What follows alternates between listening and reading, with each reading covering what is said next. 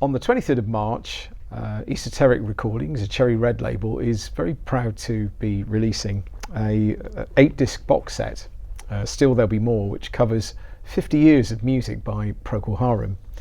There are 5 CDs in the set and 3 DVDs that are drawn from various performances on television in the UK and in Germany, beginning in 1967 with Whiter Shade of Pale on Top of the Pops, and going all the way through to 1977.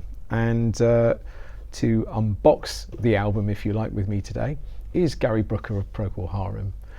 Gary, it's been quite an extensive labour of love, I think, from all of us here at Cherry Red. But also, I have to say, the material that you and your wife kindly sourced for this project in this book is absolutely amazing. It contains things and photographs that I've never seen before. And well, yeah, I mean, I've always been a collector of some sort. Well, I've just never thrown anything away. But frankly, my wife, she's very good at finding it, because I wouldn't know where it is.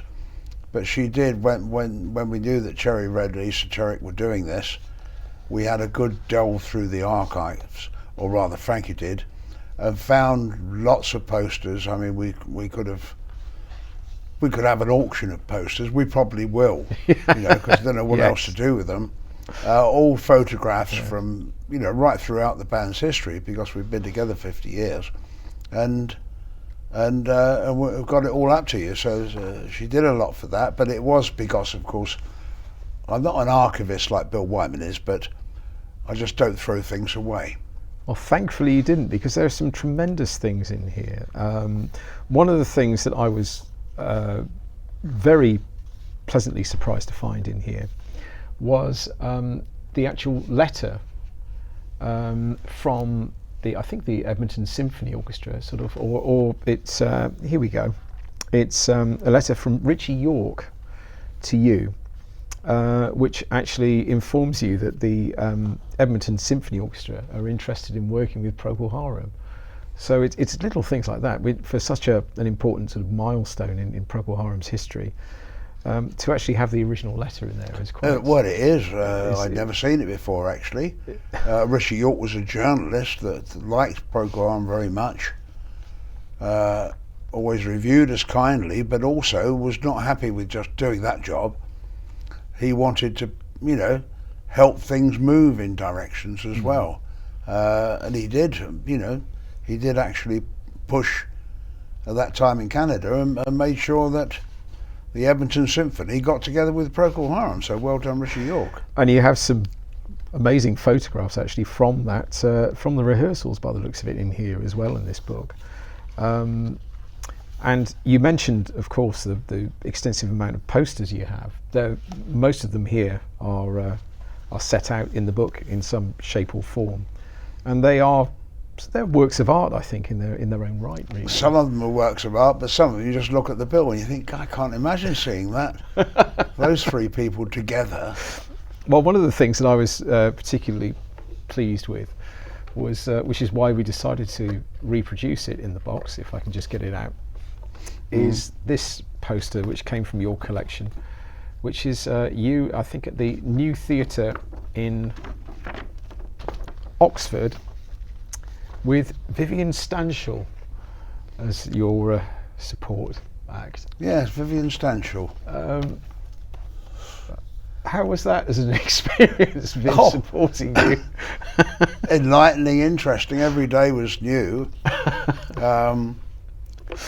I think got to know Vivian. Apart from the fact he's actually from Southend-on-Sea, where I grew up as well. But of course he was Bonzo Dog Doodah Band. I think it wouldn't be offending him if I said he was eccentric. No.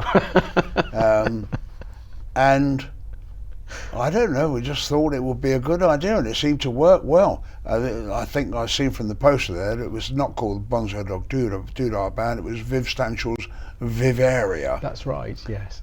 But it was, I think, it was most of the people that were in the Bonzos, as we fondly know them. and he was a constant source of inspiration and entertainment from the moment of breakfast up until the close of the night. So he was a very, you weren't bored with Viv Stanchel around, that's for sure.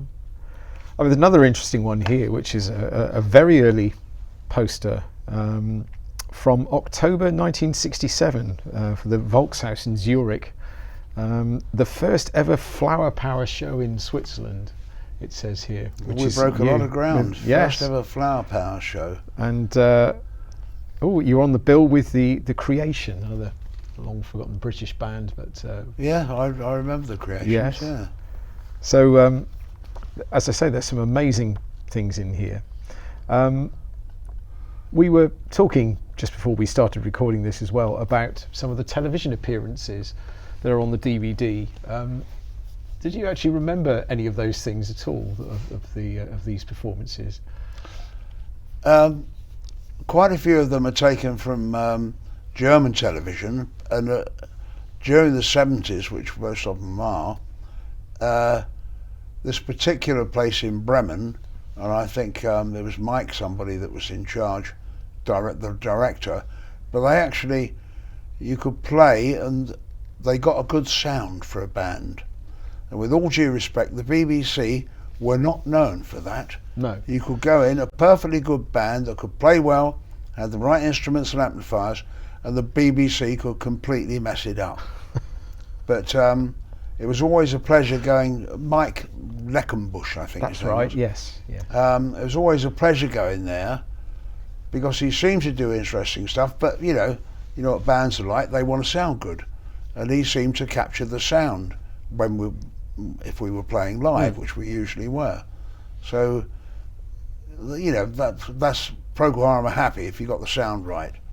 We might not look happy, but that's it's hard playing in a studio for half a day with no audience there. It's quite difficult. Well, interestingly, some of the material that was in the German archives actually just shows the creation of those recordings as well, with you interacting, the band members interacting and conversing.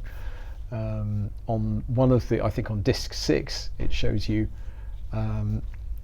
playing some Beatles songs while you're waiting for the crew to get going. Well, I did see that, and yes. I thought, why am I trying to play Dear Prudence or Something in the Way She Moved Me, or so, I can't remember what it was now. But it seems that I was first on the set, and everybody else, it should have taken 20 minutes to get there. And they finally drift in, man by man. I'm still banging out Dear Prudence or something else on the piano, waiting for everybody to come. I was just entertaining myself or trying to work out what that new Beatles song was I heard. And also, interestingly, on disc 7, there's a whole 55-minute performance for the Musikladen show in Bremen, and only 2 of those songs were ever actually transmitted. So do you remember anything? Do you remember doing that sessions at all? Do you remember? Not. I don't know. I mean, it's a long time ago, but you weren't doing TV shows every day with Procol Harum, so. But going to Bremen for either Beat Room or Musikladen and that, it was always a pleasant experience because they actually did approach it very professionally. So you kind of, I don't say I remember the days whatsoever, but I do remember that going there was all right. I mean, we've been to Spain where, the cameramen crash into each other and they got the mic up the wrong end of the piano, and it's like it's a manana, and yes, wait round for 12 hours and then do half a song. It's totally different. In Germany in the 70s, that was professional outfit, which is what we were trying to be too. Well, the final DVD in the set is a performance from Sight and Sound in Concert, which you did for the BBC at Golders Green Hippodrome, I think it was, in 1977. Do you have any memories of doing that show? Because it was towards the end of Procol Harum's initial first sort of 10-year phase. Yeah, it was it was quite close to the end. I mean, we did go on. We were doing a British tour, or we did one after that Hippodrome performance, and then we went on to tour America. But we had a personnel change when we got to America, so we were getting close to the. We think we've been, we'd already made the album, what was probably our last album of that phase. We'd made that, and we were actually promoting it at this point, early 1977, and the gigs beyond. And when that was finally over, that was when we thought that we'd gone full circle, and we thought we'd say goodbye to each other. It turns out it was just an extended break, that we will come back yet again. Again. This set, of course, does reflect as well, because it goes on right up, and it contains tracks from every album, including your most It does go up to 2017, of course, from 1967, which is the 50 years. And we didn't put out an album in every one of those years at all. I probably, if there's 15 Procol Harum albums of new material, there's probably not that many, but there might be 15. That's not a huge output in 50 years. Not at all. Some people would have done 60 albums, but we did have a break in the middle, and they are thought about a bit. Yes. And sometimes thought slows down, and it takes more time than you think. Well, it's all celebrated here in Still There'll Be More, which is released on March the 23rd. Thanks, Gary. Thank you.